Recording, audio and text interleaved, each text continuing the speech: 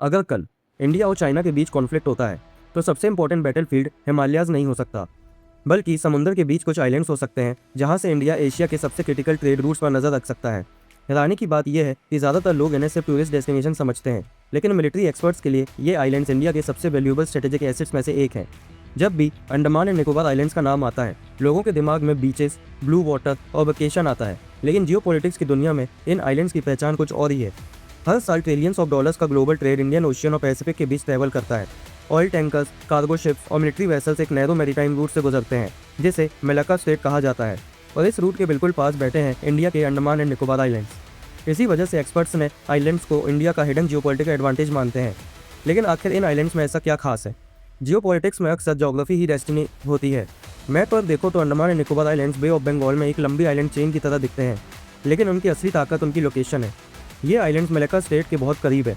Malacca straight दुनिया के busiest shipping roots में से एक है। मिडिल ईस्ट से ईस्ट एशिया जाने वाला बहुत सारा ऑयल और ट्रेड इसी रूट से गुजरता है। चाइना, जापान, साउथ कोरिया और कई दूसरे एशियन इकोनॉमीज इस मैरीटाइम कॉरिडोर पर हैवीली डिपेंडेंट है।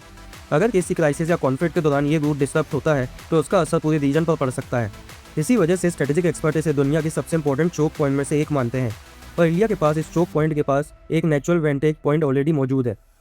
अंडमान आइलैंड्स की स्ट्रेटेजिक इंपॉर्टेंस कोई नई बात नहीं है। सेकेंड वर्ल्ड वॉर के दौरान 1942 में जापानीज फोर्सेज ने इन आइलैंड्स पर कंट्रोल हासिल कर लिया था। उस वक्त मिलिट्री प्लानर्स को समझ आ गया था कि बे ऑफ बंगाल और सराउंडिंग सी रूट्स पर इन्फ्लुएंस हासिल करने के लिए अंडमान कितने इंपॉर्टेंट हो सकता है। वॉर खत्म हुई, अंपायर्स बदल गए, टेक्नोलॉजी बदल गई, लेकिन ज्योग्राफी नहीं बदली। आज भी जो अंडमान आइलैंड्स को समझता है वो इंडियन ओशियन के पावर बैलेंस को समझता है, और इसी वजह से ये आइलैंड्स आज भी स्ट्रेटेजिक डिस्कशंस के सेंटर में रहते हैं। पिछले कुछ सालों में इंडिया ने अंडमान एंड निकोबार आइलैंड्स पर अपना फोकस काफ़ी बढ़ाया है। ये इंडिया का पहला ट्राई सर्विस कमांड एस्टेब्लिश किया गया, मतलब आर्मी, नेवी और एयरफोर्स के साथ मिलकर ऑपरेशंस कोऑर्डिनेट करता है। रनवेज को अपग्रेड किया गया, मिलिट्री इंफ्रास्ट्रक्चर को स्ट्रेंथन किया गया, सर्वेलेंस सिस्टम्स और रडार कवरेज को इंप्रूव किया गया। इंडियन नेवी और एयरफोर्स यहाँ से ईस्टर्न इंडियन ओशन के बड़े एरिया पर नजर रख सकते हैं। सबसे इंटरेस्टिंग बात यह है कि जब टूरिस्ट बीचेस और रिजॉर्ट्स एंजॉय कर रहे होते हैं, उसी वक्त मिलिट्री एयरक्राफ्ट और नेवल पेट्रोल्स रीजन में साइलेंट वॉच मेंटेन कर रहे होते हैं। ये आइलैंड्स सिर्फ टेरिटोरी नहीं है, ये इंडिया को अवेयरनेस देते हैं, और मॉडर्न वॉरफेयर में इंफॉर्मेशन अक्सर वेपन्स जितनी इंपॉर्टेंट होती है। जो पहले देख लेता है अक्सर वही पहले रिएक्ट भी कर पाता है। अब सवाल है, चाइना इन आइलैंड्स को इतनी इंपॉर्टेंस क्यों देता है? पिछले कुछ सालों में चाइना ने इंडियन ओशन में अपनी प्रेजेंस काफ़ी बढ़ाई है। पोर्ट्स, ट्रेड रूट्स और नेवल डिप्लॉयमेंट्स के जरिए बीजिंग अपने मैरीटाइम इंटरेस्ट को सिक्योर करना चाहता है, लेकिन अंडमान आइलैंड्स इंडिया को एक यूनिक स्ट्रेटेजिक पोजीशन देता है।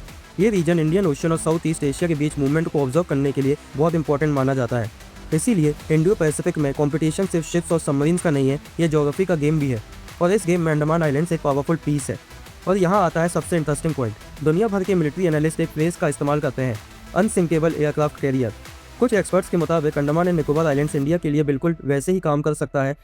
सोचिए, एयरक्राफ्ट कैरियर्स को डैमेज किया जा सकता है, वॉरशिप्स को सिंक किया जा सकता है, लेकिन आइलैंड्स को कहीं मूव नहीं किया जा सकता। ये परमानेंटली स्ट्रेटेजिक लोकेशन पर मौजूद रहते हैं। यहाँ रनवेज बन सकते हैं, मिलिट्री बेसिस एस्टेब्लिश हो सकती हैं, सर्वेलेंस सिस्टम्स डिप्लॉय किए जा सकते हैं, और सबसे इंपॉर्टेंट बात, ये सब मलाक्का स्ट्रेट के करीब मौजूद है। शायद इसीलिए अंडमान एंड निकोबार आइलैंड्स को इंडिया के सबसे इंपॉर्टेंट स्ट्रेटेजिक एसेट्स में से एक माना जाता है। एक ऐसा एडवांटेज जो हेडलाइंस में कम दिखता है, लेकिन जियोपॉलिटिक्स में बहुत मायने रखता है। आज इंडो पैसिफिक दुनिया का सबसे इंपॉर्टेंट जियोपॉलिटिकल रीजन बनता जा रहा है। ट्रेड, एनर्जी और सिक्योरिटी का फ्यूचर काफ़ी हद तक समुद्री रूट से जुड़ा हुआ है, और इसी वजह से अंडमान एंड निकोबार आइलैंड्स की इंपॉर्टेंस आने वाले सालों में और बढ़ सकती है। जो आइलैंड्स कभी रिमोट टेरिटोरी माने जाते थे, आज इंडिया की मैरीटाइम स्ट्रेटेजी के सेंटर में बैठे हैं। ये थे अंडमान आइलैंड्स, एक ऐसी जगह जो शायद फ्यूचर जियोपॉलिटिक्स में एक्सपेक्टेड से कहीं ज़्यादा इंपॉर्टेंट रोल प्ले करे।